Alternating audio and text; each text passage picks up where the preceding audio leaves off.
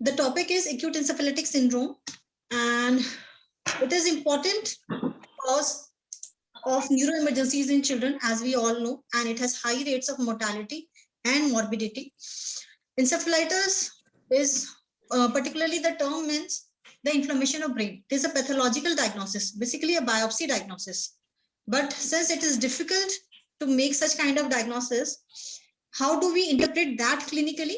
It is clinically denoted as encephalopathy plus evidences of inflammation. And that can be done by CSF, can be done by MRI. We'll discuss this subsequently. The most common etiology is viral, and although autoimmune etiologies are being increasingly recognized these days. And the numbers vary according to the geographical season, geographical location, the season, patient's immunological status, and also the genetic makeup of the patient. So viral encephalitis usually occurs after the hematogenic viral infection. Basically, there is a viremia and then it affects the brain, the neurotropic viruses into the central nervous system, except herpes zoster, which can directly come up with reactivation. Whenever there is a decrease in the immune status of the patient, then the reactivation of the virus can come up without having any viremia. The next, how to define? Meeting chal rahi hai, aunty, kuch kaam hai? These definitions are classical definitions which have been coined. Earlier in 2006, the first definition, that is acute encephalitic syndrome, was coined by WHO. This was coined just because there was an outbreak of Japanese encephalitis in 2005. To investigate that scenario, they came up with this definition, which is known as, which is defined as acute onset fever with alteration in consciousness, stupor, coma, or new onset convulsion. This excludes simple febrile convulsion, but what has happened? It includes here the cerebral malaria, the tubercular meningitis. Basically, any cause of acute febrile encephalopathy can be labeled as acute encephalitic syndrome. That has been coined as a blanket term. They wanted to include more number of cases so that they can work up the viral etiology. Then in 2013, they came up with the proper criteria, which says that there is a major criteria and then there is a minor criteria. The major criteria is encephalopathy more than 24 hours. So it is not a transient encephalopathy. It has to be persistent for 24 hours in which you have no alternative cause. The other thing is minor criteria in which at least 2 will coin the term as possible. And if it is more than equal to 3, it is probable or confirmed encephalitis. Now, these criteria suggest there is an inflammation in the brain. So fever is one because it has to be related to some infection or inflammation. Second thing is seizures. Third thing is new onset of focal neurological deficit. So basically here in every point, they have tried to see that the previous neurological deficit, previous seizure disorder, or any prior baseline neurological illness does not hamper our diagnosis to make a new diagnosis of encephalitis. Even a child who has global developmental delay or child who has cerebral palsy can have acute encephalitis. So for that, they have termed as focal onset seizure, not attributed to previous seizure disorder. New onset focal neurological finding. That means the child has cerebral palsy. He came again with a new neurological finding. Then he can be labeled as encephalitis. WBC counts more than 5 cells. Abnormality in brain parenchyma in neuroimaging, or any specific EEG abnormality. So these all investigations, CSF, MRI, EEG, are pointers which help us to find out inflammation in the brain. Encephalopathy is a broad term which just says it is altered mental status. It can be just a behavior problem. It can be just a seizure or something. So encephalopathy is a blanket term. Out of that, encephalitis, which is an infectious or inflammatory origin, will have particular criteria, and acute encephalitic syndrome is encephalopathy with infectious origin. So infection can be viral, can be cerebral, can be malaria, can be anything. So pertaining to infection, it is acute encephalitic syndrome. In infective encephalitis, we have a whole lot of, this is a very huge list, which shows that there are a number of viruses, which is obviously most common, in which herpes simplex, Japanese encephalitis, dengue, chikungunya, varicella, enterovirus. These are the common ones, the red ones. They have seasonal predisposition. And also there is a geographical background to this. So always when a child who has a suspected diagnosis of encephalitis, the geographical origin should be taken in history. Out of that, Mycobacterium tuberculosis and bacterial and rickettsia is also coming up because we are able to diagnose and we are able to treat. Fungal and protozoa have a specific patient population in which they are immunocompromised, and then we suspect these kind of infections. Infective encephalopathy, that means the child has an infection and because of which there is a encephalopathy, but not an invasive disease. Infective encephalitis is an invasive disease of these organisms causing infection. In infective encephalopathy like cerebral malaria, Shigella encephalopathy, dengue encephalopathy, enteric, in which the child has altered mental status, but not per se because of the direct invasion of the organism. Now, what are the other differentials in which the child has the same presentation but non-infective? So these are immune-mediated disorders in which autoimmune encephalitis is a newer thing which is coming up in a very rapid way. Acute necrotizing encephalopathy of childhood, ADEM, that is acute disseminated encephalomyelitis. There are multiple metabolic conditions. Systemic disorder, there is a trauma, vasculitis, toxins. So these are the other non-infective encephalopathy syndromes which has to be differentiated before we label the child as encephalitis. So what do we do in history? How do we approach? So primarily neurological history obviously will take, that will come as a chief complaint, and then other systemic complaints will be taken. Now these are the history pointers where we need to find out the etiology. So when you suspect encephalitis, was there any prodrome, any flu-like illness, or any diarrhea? A diarrhea or a gastroenteritis as a prodromal symptoms can point us towards the enterovirus as a etiology. Any rash which can point towards varicella, or a petechial kind rash can point towards dengue encephalitis or chikungunya encephalitis. Any vesicles, that is for varicella. Any past history of chickenpox, if the child has focal deficit, or a stroke-like illness, you want to know about chickenpox. So any kind of prodromal illness, this history of chickenpox is a past history in case of a child with stroke. Residence of the child, rural, urban, endemic for cerebral malaria, any epidemic of the viral encephalitis going on during that time. History of animal contact, insect bite or dog bite. Insect bite is for rickettsial disease. Drug or toxin exposure, recent vaccination, recent travel, and history of trauma. So these are for the residents where they all can, this is the kind of checklist that they need to ask these questions pertaining towards the etiological history. Now, what about the past history? Any history of pre-morbid neurological condition of the child? So per se, it is an epilepsy or seizure disorder or any history of febrile illness. Any history of recurrent such episodes. So then your horizon will enlarge in terms of having any metabolic disorder presenting like this. Any specific past medical illness like diabetes or CKD or hepatic, basically a baseline chronic illness which the child is suffering. Family history of previous infant, child death, suspected immune deficiency, pre-morbid development and neurological status. So what do we get in history is that is only CNS involved or the child has extra CNS involvement. So with history, if we are able to know that only central nervous system is involved, there is no other prodromal symptoms or an etiological history, we are not able to find anything, then these are the common etiologies like herpes simplex, Japanese encephalitis, tubercular can present without any specific history. Rickettsial can there, even if you don't have a history of insect bite, you can suspect rickettsial in a specific scenario. In skin, if we have any petechiae or vesicles, then these are the disorders, these are the etiological agents which can be suspect like dengue encephalitis or chikungunya or varicella, rickettsia, meningococcus or enterovirus. Enterovirus per se, in small children, if they have a hand, foot, mouth disease, prior to having a neurological presentation, you can suspect enterovirus as an etiology. Gastroenteritis in neonates, we have seen some cases in NICU in which they had a kind of diarrhea. So rotavirus can present as encephalitis in neonate. Enterovirus another etiology in a little older children, toddler or a little older children. Respiratory, if the child prior had a pneumonia or a respiratory illness and then this neurological finding has come later, then mycoplasma influenza adenovirus.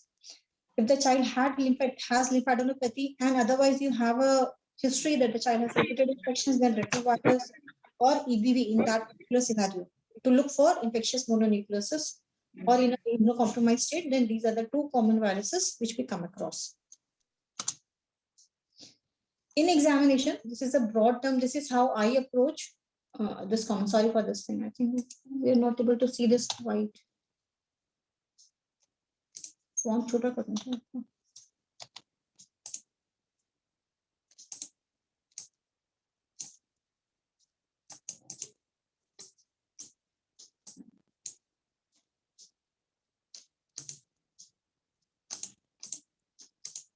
ये editing नहीं हो रहा है, इसमें दिख नहीं रहा है। मैं जब शेयर करूंगी स्लाइड्स तो पूरा शेयर कर दूंगी।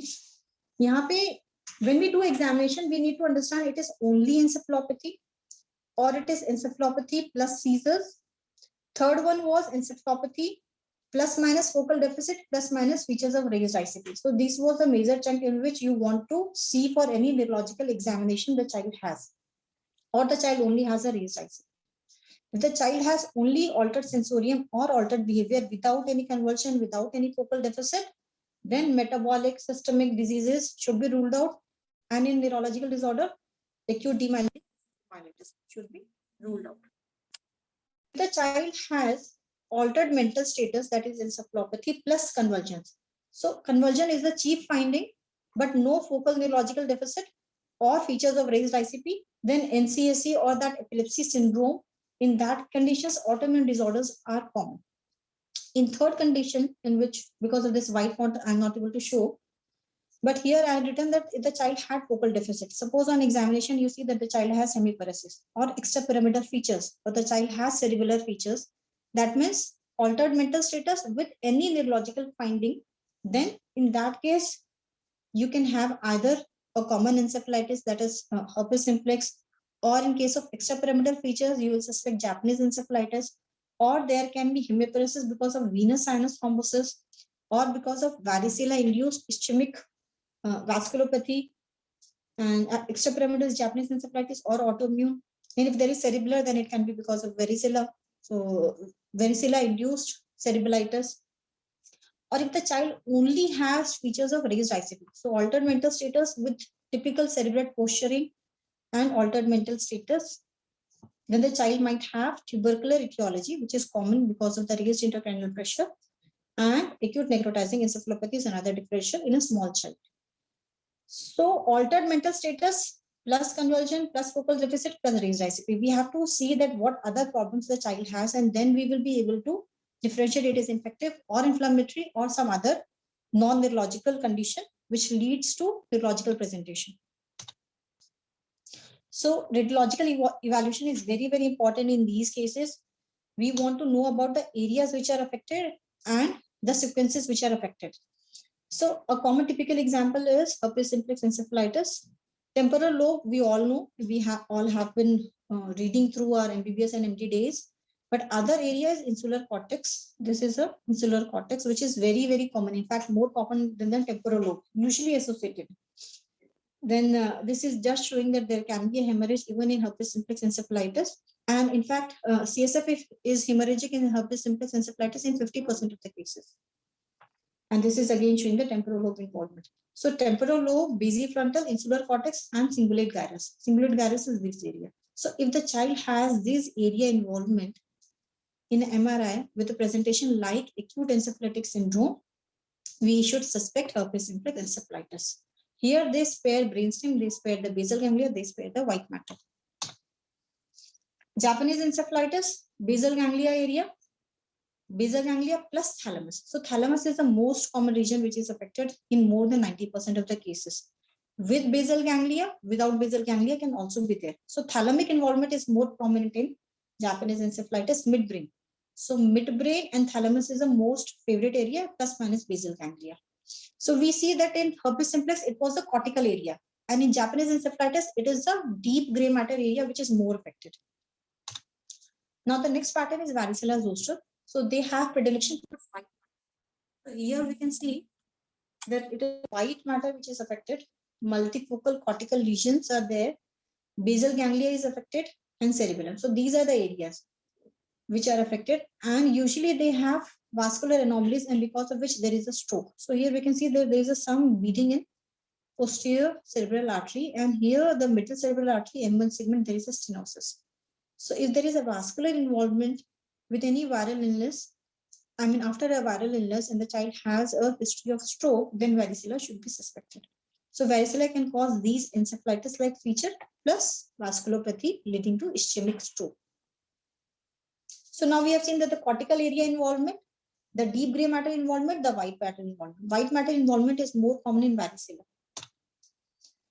Coming to the dengue virus. Now, dengue virus has no specific area as to say that a favorite area is there. Dengue virus can affect any area in the brain, multifocal, patchy, usually hemorrhagic. This is a typical example of acute necrotizing encephalopathy secondary to dengue virus. One second, I just got a call.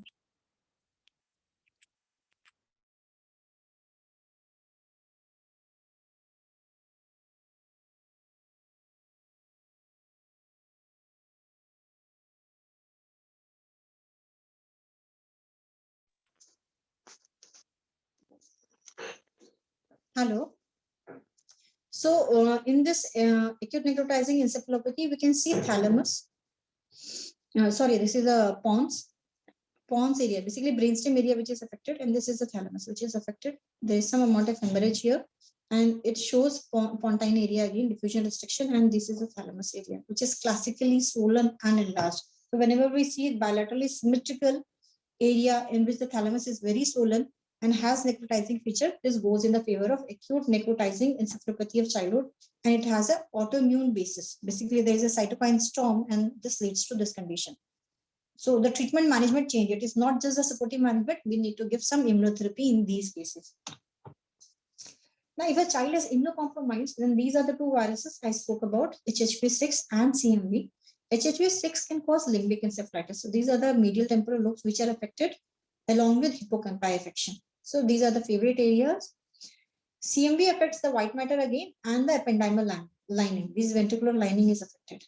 So each viruses, the common viruses which I discussed, have specific areas in the brain. So radiology gives a very important clue if seen particularly to guide us for the etiology. In neonatal cases, these are the two cases we have seen in our nursery. The child only had otherwise healthy child. Day 5, day 6, the child had convulsions, and there was no genetic history or per se any metabolic problems in these children. And we got the MRI done, in which diffusion restriction only showed these findings. Diffuse white matter hyperintensity is seen. I mean, diffusion restriction is seen. This one is parachovirus and this one is rotavirus. The child had loose motion here in these cases. So parachovirus, rotavirus, both these children present between day 5, day 6, healthy newborn, presenting with new onset seizures. And they are usually self-limiting. We just manage symptomatic and supportive when the child improved. So in neonatal encephalitis, these are the two common differentials with typical radiological finding. So again, what we discussed in previous slides, this is a summary of that slide. In tubercular meningitis, we know the fever for 7 days, and the child has history of contact. Maybe the child has history of contact, meningeal signs. Abnormal movements can be there, features of raised ICP, in which other evidences like chest X-ray you want to do, if you want to see that there are other evidences of tuberculosis, or CT chest can also be done. In these cases, when we say that the child has acute encephalitis, sometimes we get the meningeal irritation signs also. So we can suspect partially treated pyogenic meningitis if child already had received some IV antibiotics, in which we can get no clear finding, only meningeal enhancement can be seen in MRI. Herpes simplex, we have seen temporal lobe, cingulate gyrus, insular cortex, basifrontal. So other organisms also I have discussed in details, the clinical features and the radiological features. Coming to typical investigation, so CSF will give an important clue about the organism, and also it will tell about the signs of inflammation. So very important test, and we should perform it judiciously, looking into the vitals of the child. If the child has features of raised ICP and there is a chance that the child might have herniation, we might defer it. So an important investigation, but should be done in these cases after radiology. After you get a CT scan or an MRI and you have done your fundal examination, you go through this. So when you do a CSF, first thing is opening pressure, which usually we do not mention. But if we are not able to measure, we should at least tell that the fluid is coming by jet or it is coming by drops. But what was the expected pressure? Then obviously the physical feature should come. The person who is doing the LP should mention that it is a clear fluid or turbid fluid or hemorrhagic fluid. And these are the biochemistry, like cell, sugar, protein will be done. In our center, we have ELISA-based PCR test for all the viruses, bacteria, and fungi. So common ones. And we have common 5-6 bacteria, 3 or 4 viruses, and 1 fungi, that is Cryptococcus, in which they give a fairly enough idea, about 90-95% there is a sensitivity and specificity to prove these viruses to be present. Now, what are the specific investigations for HSV 1 and 2? It is CSF PCR, and in which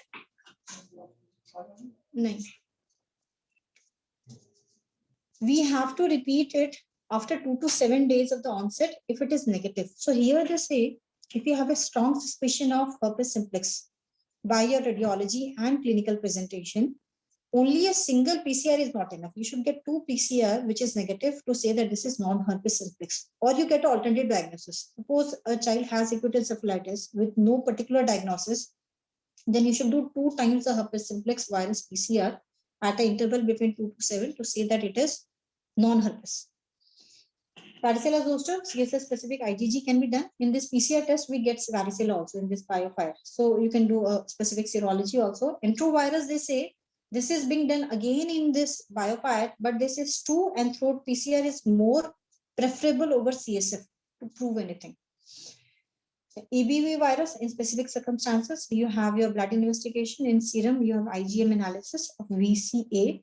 In HHV, CSF PCR can be done. This is again done in BioFire. So BioFire gives gives idea about HSV 1 and 2, VZV, enterovirus, HHV 6, and rest are done individually.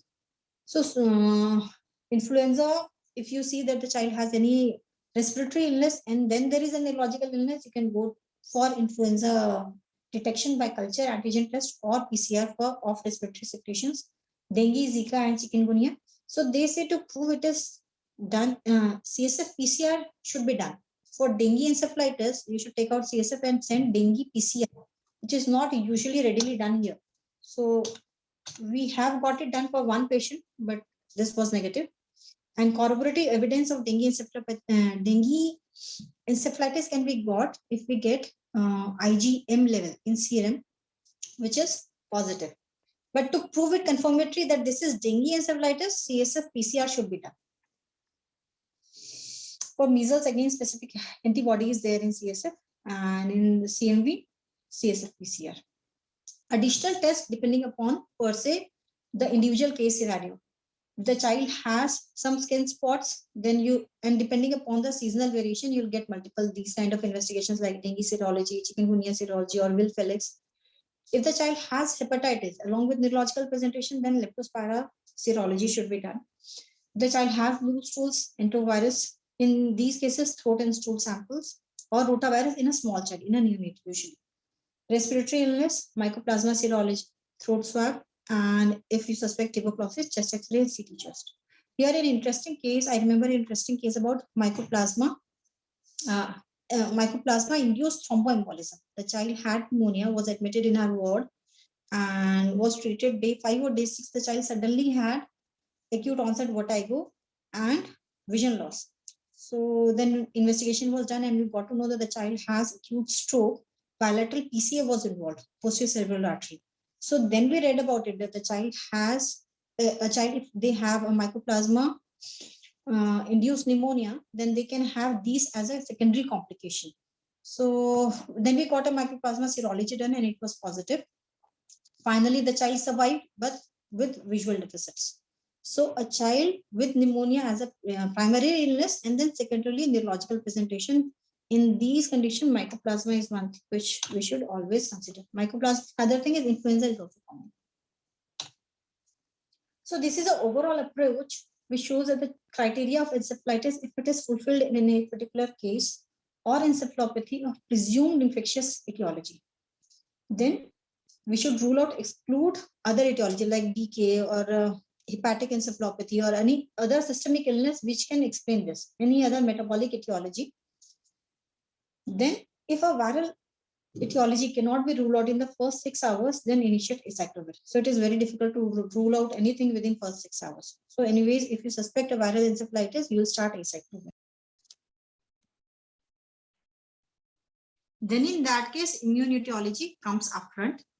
अगर CSF में cells की जगह protein ज़्यादा है, cells ज़्यादा नहीं है. If cells are like just 10 or 20 and you have increase in protein and glucose is normal, autoimmune, you can suspect autoimmune. In case of viral etiology, usually pleocytosis and high cell count is expected. In EEG, if you get any plates like periodic epileptiform discharges that is specific for HSV, then it is different thing. Otherwise, you can have non-specific abnormality in both of it. MRI is abnormal in most of the cases of viral encephalitis, as we have discussed that there are specific areas of predilection. In case of autoimmune, 50% of the cases it is normal, or even if you get the area of limbic encephalitis, especially in NMDA. And in these cases, treatment is either symptomatic or you have acyclovir in herpes group of infections. And in immune etiology, suppose you suspect any demyelination or autoimmune encephalitis, immunotherapy comes upfront. So final take-home message is history taking is important with the focus on geographical area, vaccination, the immune status of the child, and the otherwise other systemic illnesses of the child. Examination should be focused on to differentiate between the primary neurological involvement or any secondary neurological involvement due to other diseases like any metabolic disease. A child of diabetes presenting with encephalopathy can be DKA. If the child has chronic liver disease presents with encephalopathy, it is hepatic encephalopathy. Or the child with CKD presents with any neurological illness, then you would suspect TRESS or limbic encephalopathy. So basically any other primary disease then leading to a secondary neurological manifestation. Radiological differentials are important. There are specific favorite areas of the viruses which you might try to learn, or with experience you will get it. Autoimmune etiology should be kept high on the list in case of any subacute illness with a normal MRI brain. So child is not doing good, but MRI brain is normal, then this autoimmune etiology should always be suspected and empirical immunotherapy should be given. Thank you. So I forgot to put a thank you slide. Thank you to all. Thank you.